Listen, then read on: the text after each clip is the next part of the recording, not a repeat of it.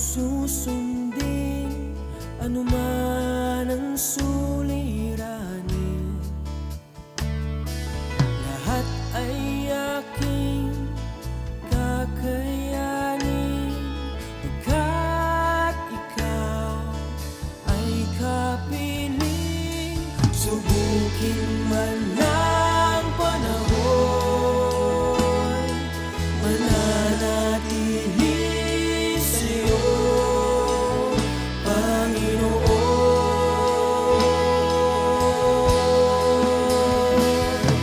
Walang alinlangang maglilingkod, walang pangambang sa'yo ay susunod. Hindi susuko at hindi ito, patuloy lamang sa iyo, Panginoon.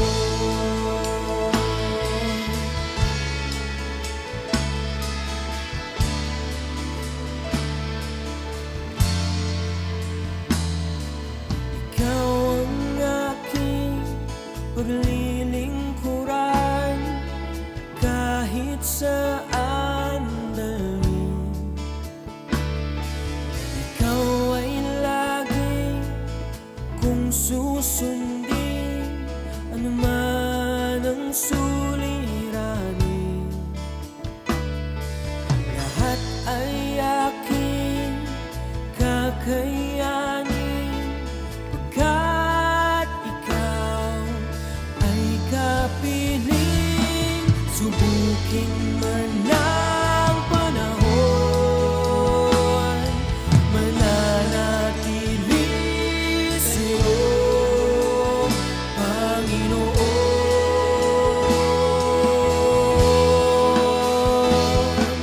Walang alinlangang maglilingkod, walang pangambang sa'yo ay susunod. Hindi susuko at Praise God! Magandang umaga po sa bawat isa. Ngayon po ay February 14, so marami po ang mga nag-prepare na ng kanilang mga dates, or baka yung iba po mga nag-dates na kahapon. Pero sabi nga po, every day is a blessed and great day, and sabi nga po sa Panginoon, lagi po ay araw ng mga puso. Amen po. Dahil ang dakilang nagmahal po sa atin ay nasa ating mga puso, ang ating Panginoong Jesus. At yun nga po, sa kanyang buhay, pinakita po ng Diyos Ama kung gaano niya tayo kamahal. So muli po, magandang umaga po sa bawat isa. Muli po, nandito tayo sa Tinig ng Pag-asa, ang ating pong morning devotion. Samahan niyo po ako sa mga nalalabing oras na ating pong pagbubulay-bulayan at pagsasalu-saluhan ang salita ng Diyos. Sa umaga pong ito, nasaan man po kayo naroroon, mapagpalang umaga po. Ako po si Pastora Chic Alvarado, at dalangin ko po na sa ang banal na spirito po ang siyang mangusap at patuloy na magbigay ng kaunawaan sa bawat isa sa atin sa pamamagitan po ng salita po ng ating Diyos. So sa umaga pong ito, nasan man po kayo naroroon, yan, pwede nyo pong i-comment sa ating comment box kung nasaan po kayong lugar. At yan po, nakikita po namin, binabasa po namin yung mga comments nyo po. So, yan po, magandang umaga muli sa bawat isa.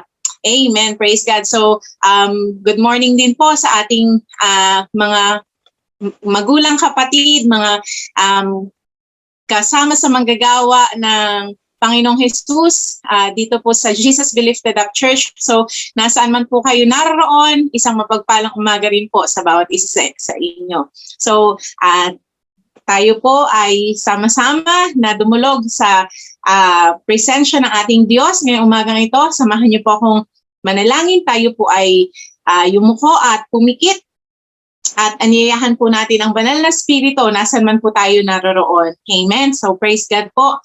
Hallelujah, hallelujah. Father God, salamat po sa umagang ito na muli binigyan niyo po kami ng panibagong buhay, panibagong kalakasan, panibagong pag-asa na Lord sa araw pong ito, magpatuloy kang magpahayag sa puso, sa buhay ng bawat anak mo, Panginoon, na kasama ko po sa umagang ito. Kami po ay sama-samang nagpapakumbaba sa inyo, humihingi ng kapatawaran, anumang nakikita niyo pa pong hindi karapat-dapat sa aming mga puso, sa aming mga buhay. Patawarin niyo po kami at linisin po ng banal na dugo ng aming Panginoong Jesus. At salamat po sa iyong mayamang biyaya at kahabagan sa bawat isa sa amin. At sa mga pagkakataon pong ito, Banal na Spirito, kayo po ay aming inaanyayahan, kayo po ang aming dakilang guro at kayo po ang patuloy na magbibigay ng interpretation at kapahayagan sa buhay ng bawat isa sa amin. Thank you, Lord, na sa umaga pong ito, alam po namin na kayo po ang aming kasama at alam po namin na ikaw po ay patuloy na magpapahayag sa buhay ng bawat isa. Salamat po aming Diyos Ama, ang aming Panginoong Jesus at aming banal na Espiritu sa pagsama mo at patuloy na pangunguna mo sa bawat isa sa amin. Sa iyo lamang po lahat ng papuri at pagsamba. Ito po aming dalangin sa pangalan ng Panginoong Jesus. Amen and amen. So, praise God po. Yan, ngayon pong February, yan, ang ating pong pinaka-tema ay about sacrifice. So alam po natin, the best sacrifice na ating pong pwedeng, kumbaga, maging model ay ang ating pong Panginoong Jesus. Amen po, yung kanyang pagsasakripisyo na bilang Diyos na nasa langit, anak ng Diyos Ama, na yun nga po, bumaba siya dito sa lupa, hinubad niya ang kanyang pagka-Diyos, naging tao po katulad ng bawat isa sa atin na nahihirapan, nasasaktan, kumbaga maraming struggles sa buhay na ito. Pero sabi nga po, lahat ng iyon ay napagtagumpayan po ng ating Panginoong Jesus. So, ating pong pinaka key verse sa araw pong ito or maging sa buong buwan na to ay makikita po natin sa Romans 12 verse 1 and 2. So ito po yung ating hihimay-himayin sa umaga pong ito at tayo po ay sama-sama na magbasa po ng salita ng Diyos. Kung meron po kayong Bible, yan, pwede niyo pong buksan, pero yan, makikita din po natin sa ating screen. Ang akin pong version na gagamitin ngayon ay sa galing po sa New Living Translation or yung NLT po. Sabi po dito sa Romans 12 verse 1, "And so, dear brothers and sisters, I plead with you to give your bodies to God because of all He has done for you. Let them be a living and holy sacrifice, the kind He will find acceptable. This is truly the way to worship Him." Ayan po, sa 1 po muna tayo. So, una po nating pagbubulay-bulayan na salita dito sa verse 1 po na ito, ay yung pong sabi po dito, our body. Sabi nga po, sabi po dito sa atin ni Paul, "I plead with you to give your bodies to God." Ayan po, yung ang atin daw pong mga katawan. Ano nga po ba ang ibig sabihin ng katawan, di ba? It also symbolizes vessel or container po. Isang lalagyan, isang kumbaga, di ba po parang katulad po, di ba po kunwari, pag po sa isang kainan, di ba po may mga lalagyan, doon po nilalagay yung kanin, doon po nilalagay yung ulam, kumbaga depende po sa lalagyan na ginagamit or sa container. Maari din pong baso, doon naman po nilalagay ang tubig. So, ang katawan daw po natin is, it is a vessel, a container ng ng kalwalhatian po ng Diyos. Sabi nga po, di ba? And even our bodies is the temple of the Holy Spirit. Sabi nga po, di ba? Ang katawan po natin ito ay templo ng banal na Espiritu. And sabi nga po, si Rick Pino, yung isa pong man of God, sabi niya po dito, "Without God, we cannot, but with man, God will not." Ano po ibig sabihin nun? Without God, we cannot, but without man, God will not. Ayan po, sabi nga po dito, diretso po natin. Our God has chosen to operate in the earth through the cooperation of man. Kasi po, 'di ba? Sabi nga yan makikita po natin sa Psalms 115 verse 16. The heavens belongs to the Lord, but he has given the earth to all humanity. So, ang mundo po ay binigay po ng Diyos sa tao. Naalala niyo po nung create po ni God si Adam, 'di ba po? Binigyan po sila ni God ng mandate na sabi nga po mag-domain or yun nga po take dominion po sa lahat ng create ni God. So, ibig sabihin po, yung authority ay binigay po ng Diyos sa atin po, sa mga tao. Na yun nga po, kaya po, sabi nga po ni Rick Pino, without God, tayo po, wala tayong magagawa. Ang tao walang magagawa kung wala ang Diyos. Pero sabi nga po niya dito, but without man, God will not. Kasi sabi nga po, God is bounded with His word. So, kung sinabi po ni God na ang mundo ay binibigay niya po sa tao, so bounded po si God doon. Ibig sabihin, kumbaga, tinutupad po ng Diyos ang kanyang sinabi na yung pong pag-domain ay binigay niya po sa tao dito sa mundo. So, tayo po ang legal na create ni God na may karapatan or binigyan niya ng authority ng stewardship na yun nga po, pangalagaan ang kanyang mga nilikha and at the same time to take authority dito po sa mundong ito. So kaya po yung naalala niyo po ba, 'di ba si Abraham nung pong gugunawin ni God ang Sodom and Gomorrah. Di ba po, binanggit niya ito kay Abraham. Kumbaga, sinabi niya ito kay Abraham. Ganon din po kay Noah. Noon pong gugunawin ni God ang mundo dahil sa kasamaan na ng tao. Tingnan niyo po, di ba, ang Diyos po, kumbaga, He can do everything. Pero sabi nga po, when it pertains to the earth, kung ano yung gagawin niya po sa mundo, sinasabi niya sa tao. Bakit po? Kasi nga, ang tao ang binigyan niya po binigyan niya po ng authority to take rule, to take over dito po sa mundong ito. Kaya po, sabi nga po, yung tayo, ang bawat isa po sa atin, we are the vessel of God. Kumbaga, kaya po nais po ng Diyos na itong katawan po natin na ito ay, sabi nga po, to give our bodies to God. Kumbaga, maging vessel po yung ating mga buhay ng Diyos dito po sa mundong ito. Sabi nga po, yun nga po, kaya sabi po dito, I plead with you to give your bodies to God. Yun nga po, ibigay po natin ang ating buong katawan, buong pagkatao. Sabi nga po, all our minds, all our soul, or all our whole being sa Diyos. Amen po. So, yung pong, dahil nais po ni God na through us, makakilos po siya. Through us ay, yun nga po, marami pa ang makakilala sa Kanya. Di ba po, yung mga apostles na ginamit po ng Diyos, yung mga prophets, di ba po, sa Old Testament. At yun nga po, maging ang ating Panginoong Hesus, kailangan niya pong katawang tao para po, yun nga po, kumbaga maging legal po siya dito sa mundo. Amen po. So, ayan po yung una natin, our bodies. And next po,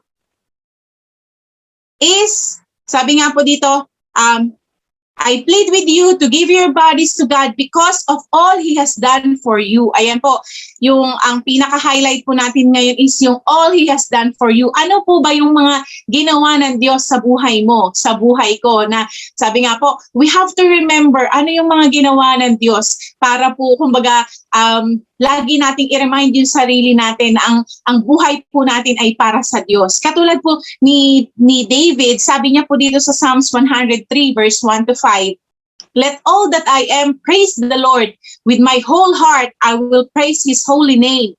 Let all that I am praise the Lord.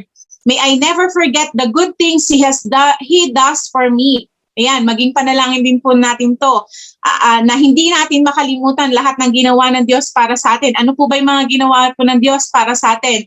Sabi po dito ni David, He forgives all my sins. Ayan po, pinatawad po ng Diyos lahat ng pagkakasala natin. And He heals all my diseases. Lahat po ng sakit karamdaman natin, di ba po? inako na po ito ng ating Panginoong Hesus dun sa krus ng Kalbaryo. At sabi nga po, by His wounds we are healed. Amen po. And sabi po dito, He redeems me from death. Ayan, instead nga po, di ba, na tayo po lahat ay mapunta sa dagat-dagat ng apoy. Pero sabi nga po, dahil sa ginawa po ng Panginoong Hesus, we believe in Him. Sabi nga po, di ba, sa John 3:16, that we should not perish but have an everlasting life. Ayan po, He redeems us from death. Na instead na tayo po yung mamatay, ay inako niya po yung kamatayan in our behalf so we may have eternal life. And sabi po dito, and crowns me with love and tender mercies. Ayan po. He fills my life with good things. My youth is renewed like the eagles. Ayan po.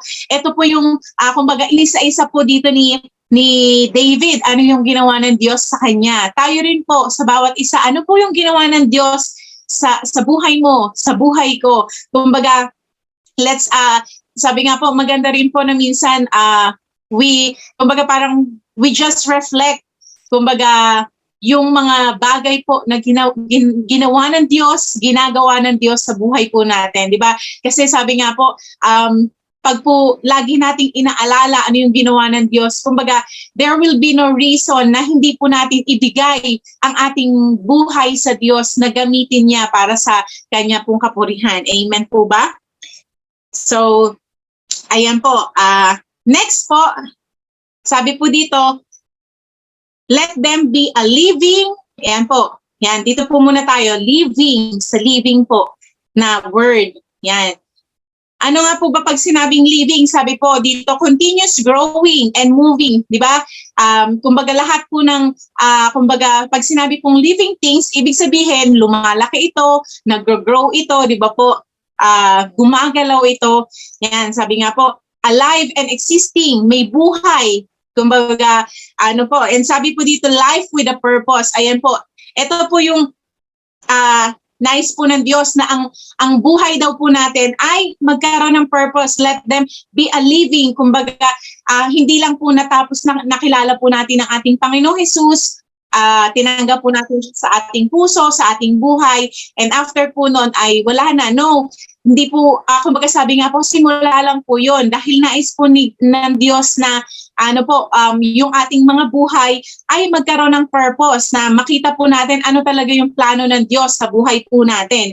Amen po. Sabi nga po niya ni Jesus sa John 10:10, di ba? Sabi nga po, the thief does not come except to steal and to kill and to destroy. But I have come that they may have life and that they may have it more abundantly. Ayan. Pumarito po ang ating Panginoong Hesus to give us life. Kaya po, nais po ng Diyos yung buhay na binigay niya sa atin, kumbaga, sabi nga po, ipagamit po natin sa Kanya. Kumbaga, wag po tayong makontento lang na tagapakinig lang po tayo ng salita ng Diyos. Na tuwing linggo, yun nga po, may favorite na upuan na tayo, na doon lang tayo nakaupo. Diba? Sabi nga po, it's time na nais po ng Diyos na gamitin na ang bawat isa sa atin. Dahil sabi nga po, marami na po ang aanihin at kailangan ng Diyos ang bawat isa sa atin. Amen? Para po mas marami ang narinig po ng pagmamahal ng Diyos, mas marami ang makatanggap ng kaligtasan na inihahain po ng Diyos sa lahat. Dahil sabi nga po, He died for all of us, sa buong mankind. Pero sabi nga po, meron dapat magpahayag. Amen po. Meron dapat kumbaga mag-share. Kasi sabi nga po, di ba, faith comes by hearing and hearing the word of God. So, yan nga po, yung living, kumbaga yung buhay po natin ay kumbaga magpatuloy po tayo na mas makilala ang ating Panginoong Hesus, magpatuloy po tayo na mas mag-desire to know Him more, to love Him more, maging ganun din po ang ating mga kapwa, maging ilaw at asin po tayo ng ating Diyos, maging daluyan po tayo ng pagmamahal ng Diyos sa ibang tao. Amen po. Ayan. And next po is sabi po dito, let them be a living and holy sacrifice. Ayan po, holy sacrifice. Ang ibig sabihin po ng holy is sanctified, set apart, separate. Di ba po, kumbaga parang sa isa pong kunwari po, sa isang grupo, 'di ba? Katulad po ang mga Israelites sa napakaraming tao, net apart po sila ng Panginoon kasi po tinawag po ni God na ang mga Israelites is His own people. Kumbaga ganun din po ang bawat isa sa atin.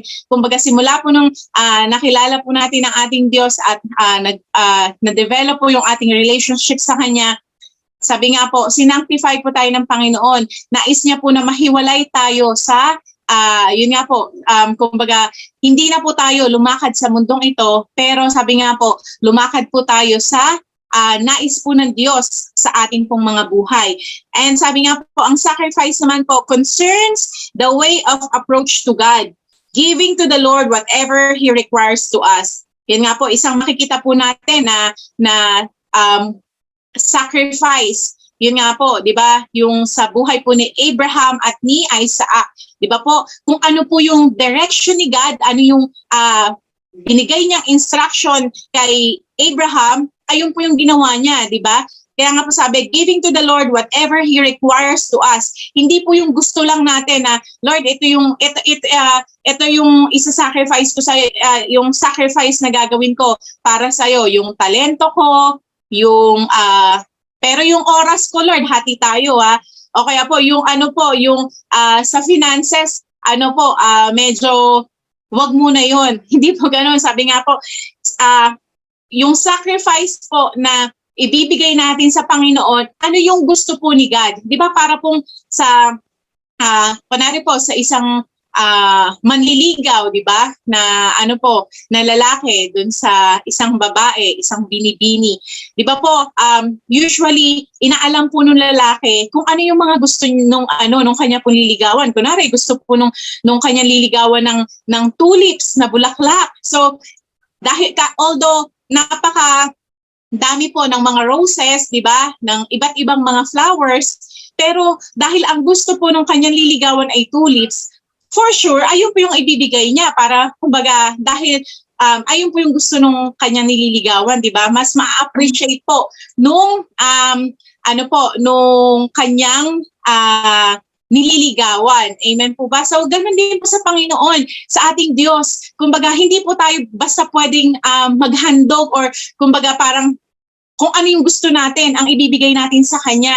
No, sabi nga po, may guidelines po ang Panginoon na or meron siyang mga specific na nais na sabihin or mga specific na direction na ayun po yung kailangan nating gawin as a sacrifice to God. Yun na po. Kaya po, sabi nga, holy sacrifice. So, yung banal na pagsasacrifice po sa Diyos, ayun po yung nais ng Panginoon sa ating mga buhay. Amen po na, sabi nga po, yung kalugod-lugod sa Kanya. Ayan, yung holy sacrifice. Ayan po, yung next na word po natin, sabi nga po, the kind He will find acceptable. Ayan po, yung acceptable sa ating Diyos. Yung, sabi nga po, acceptable means suitable or justifiable, allowable. Ayan, yung, kumbaga, inline po sa standards, sa qualification ng ating Diyos, 'di ba po? Kung mababasa niyo po sa sa Leviticus, 'di ba? Yung doon po yung kumbaga mga direction na po ng Diyos kay Moses noon kung ano yung mga dapat gawin ng mga nila Aaron, nung mga Levites that time, yung mga priests, di ba po, kung paano sila mag-offer ng mga sin offering, ng mga grain offering. Kumbaga, hindi lang po basta kung paano siya gagawin. Napaka-specific po doon kung paano po nais ng Diyos na i-offer ang mga yun sa Kanya. So, ganun din po, sabi nga, sa buhay po natin, sabi nga, sa paglilingkod po natin sa ating Panginoon, meron pong standard, meron pong qualification ng Diyos. Hindi po basta marunong ako, sasabak na ako. Basta may pinag-aralan ako, sasabak na ako. No, sabi nga po, kumbaga, kailangan po yung gagawin natin is acceptable po sa ating Diyos. Yung nais po niya. Amen po ba?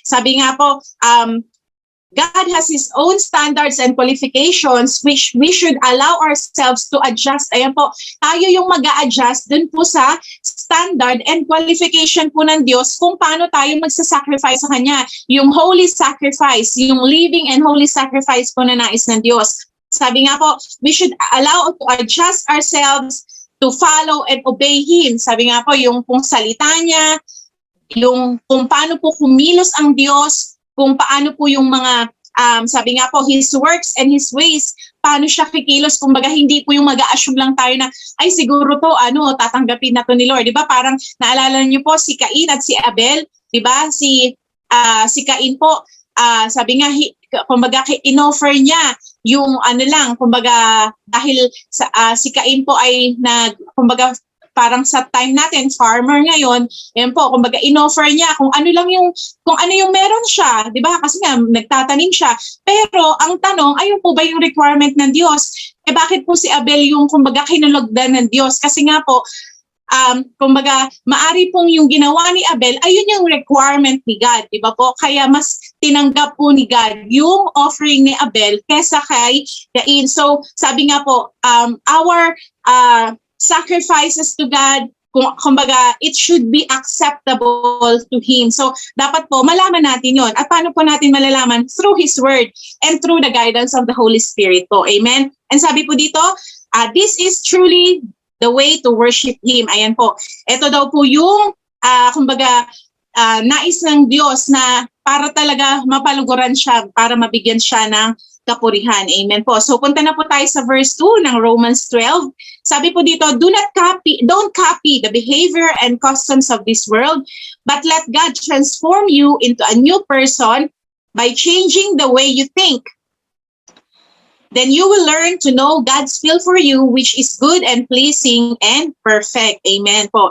So, next po natin dito, sabi nga po, do not copy the behavior and customs of this world. Bakit po ba? Bakit ayaw po ni God na gayahin natin sa pamamagitan po ni Apostle Paul, 'di ba? Si Apostle Paul po kasi nagsasabi dito sa mga taga-Romans. Pero yun nga po, ginagamit siya ng Diyos. Sabi po kasi sa 1 John 2:15-17, do not love this world, nor the things it offers you. For when you love the world, you do not have the love of the Father in you. For the world offers only a craving for physical pleasure, a craving for everything we see, and pride in our achievements and possessions. These are not from the Father, but are from this world. And this world is fading away along with everything that people crave. But anyone who does what pleases God will live forever. Ayan po. So makikita po natin dyan, di ba?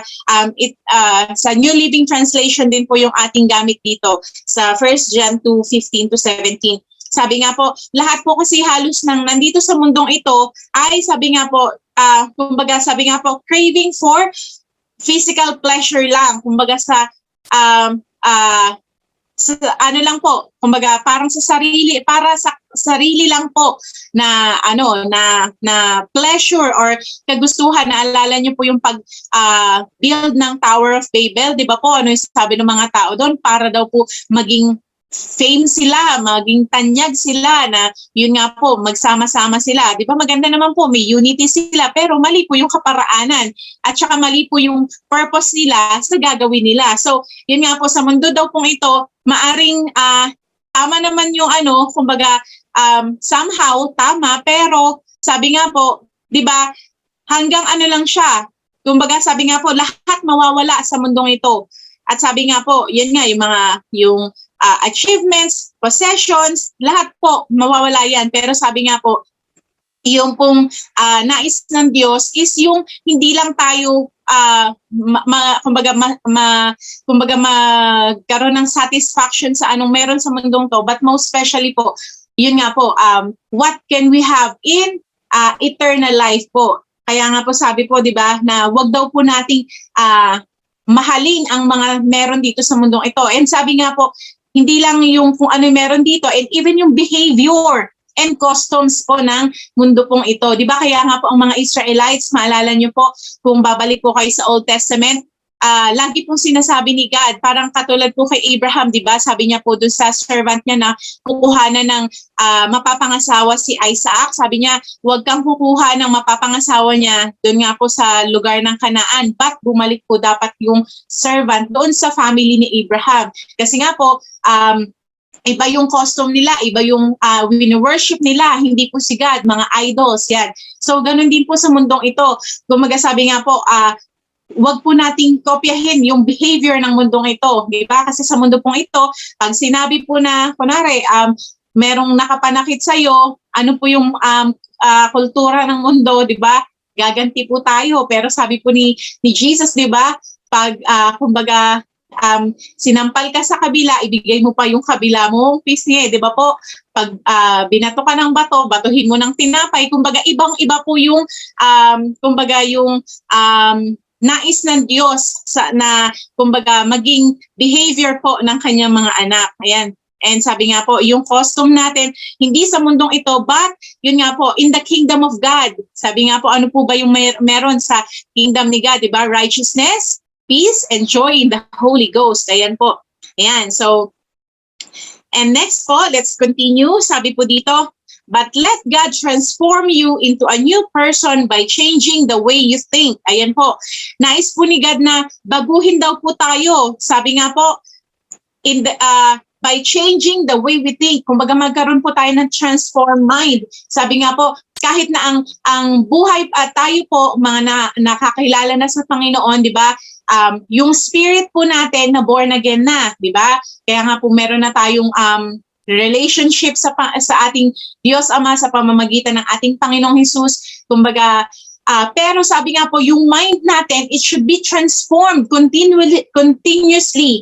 Hindi po, kumbaga, nung nakilala natin ang ating Panginoong Hesus, tapos na doon. No, sabi nga po yung mind natin, may mga kailangang baklasin, may mga kailangan na baguhin, may kailangan po na mga dapat na, kumbaga tanggalin sa mind natin at magkaroon ng, yun nga po, yung mga nais ni God sa life natin. Sabi nga po, our mind must be aligned with God, it must be purified and sanctified by His Word through the power of the Holy Spirit in us. Ayan po, yung mind natin kasi sabi nga po, whatever na magtagumpay po sa mind natin, ito po yung lalabas sa ating mga labi. Di ba po? Whatever na magtagumpay sa mind natin, ito yung mga magiging action natin. Kaya po sabi nga, ang battleground is in our minds. Kaya nga po sabi po ni Dr. Miles Monroe, nothing truly changes until your mind changes. Yan po, sabi niya, wala daw po talagang magbabago hanggat hindi magbabago yung kaisipan. Kaya po, di ba, katulad po sa mga, let's say, yung mga nag-workout o kaya po yung mga gusto nilang magpapayat, di ba? Sabi nga po, bago sila gumawa ng action, kumbaga na-fix na sa mind nila na ganito po yung gagawin nila. Meron silang goal na dapat within 3 months, ganito na yung mababawas sa kanila. Kaya nga po sabi nga, napaka-importante po na sa atin pong lahat, yun nga po, magkaroon tayo ng transformed mind. At yun nga po, renewed mind, sanctified mind. Bakit po? Kasi, di ba po, in our minds, di ba po, pag nagbabasa tayo ng salita ng Diyos, di ba, kumbaga, yung mind po natin ang unang nakaka-perceive nito at yun nga po, papasok siya sa ating puso, yun nga po, kumbaga, magiging pag inalaw po natin na ang salita po ng Diyos ay baguhin tayo, tsaka lang po magkakaroon ng tunay na pagbabago po sa buhay natin. Pero sabi nga po, kahit basahin natin ang Bible from Genesis to Revelation, pero po hindi transform yung mind natin, parang nagbasa lang po tayo ng nobela. Di ba? Parang nagbasa ka lang ng comics, nagbasa ka lang ng katulad ng ibang libro na walang transformation na nangyari po sa buhay natin. But when we allow our minds to be transformed, na habang binabasa po natin ang salita ng Diyos, ay ito pala yung nais ni God na sabi nga po, yung weighing scale na hindi tama ay hindi kalugod-lugod sa Kanya. So, yun nga po. So, magiging ano po tayo na hindi iwasan po nating mandaya sa ating mga kapwa, di ba? Yung makikita po natin ano yung mga ayaw ni God, ano yung mga gusto niya through His Word. Ayan po. So, kaya po sabi nga, yung pong transformed minds ay kumbaga continuous po ito sa ating mga buhay na kumbaga as we continue to seek God, to read His Word, to meditate His Word, meron po siyang mga binabaklas na old mindset natin. Na yun nga po, kung dati, madali tayong mainis, madali tayong magalit, wala tayong self-control, wala tayong kumbaga yung pag-unawa po natin madaling madaling maputol, 'di ba? Pero sabi nga po, as we allow ourselves to be transformed by God sa pagbabago po ng ating kaisipan, makikita po natin yung result ng salita po ng Diyos.